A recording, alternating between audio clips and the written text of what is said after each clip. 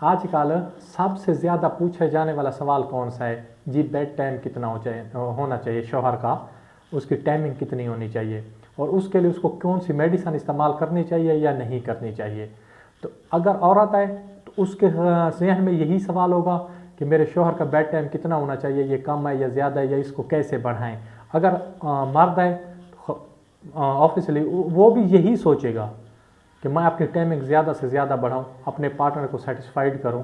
उसको उसके लिए क्या करना चाहिए?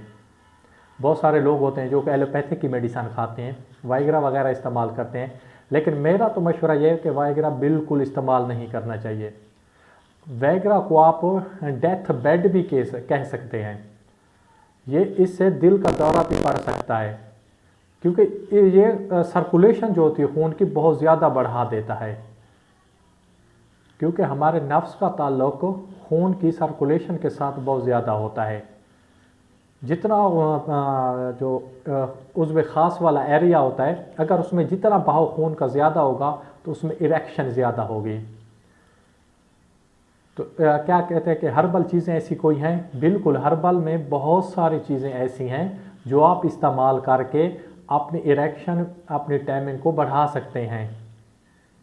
इसके लिए क्या करना चाहिए? आपको खुराक अच्छी से अच्छी खानी चाहिए, नट्स का ज़्यादा इस्तेमाल करना चाहिए जो खुश्क मेवाजात होते हैं।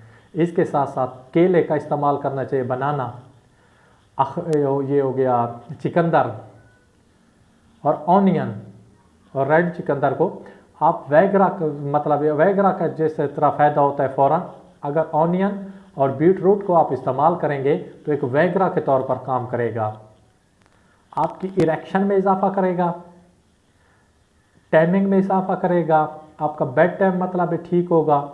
और इसके साथ साथ इंसान की, या ख़ास तौर पर चाहे मर्द है या औरत होती है, इसके साथ खुशी या खुशी वाले जो हार्मोन्स होते हैं उसका बहुत ज़्यादा कनेक्शन होता है।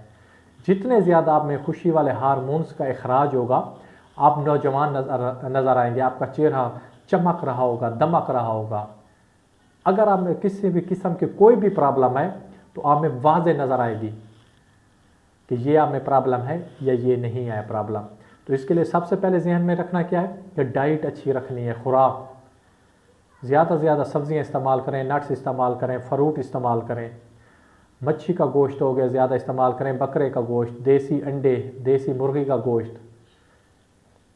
इसमें इसके साथ साथ दो चीज़ें बताऊंगा आपको जो आपने इस्तेमाल करनी है किसी भी पंसार स्टोर से लेकर, इंशाल्लाह आपके जो मादा तौलीद होता है उसको बहुत ज़्यादा बढ़ाएंगे। सफ़ेद मूसली और ज़ाफ़रान, आपने जितनी सफ़ेद मूसली लेनी है 50 ग्राम, ज़ाफ़रान लें 25 ग्राम। सफ़ेद मूसली का जो हाफ है आपने ज़ाफ़रान लेना है।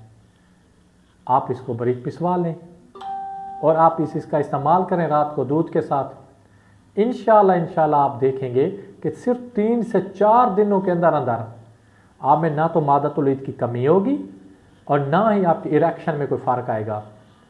आप नौजवान से नौजवान होते जाएंगे।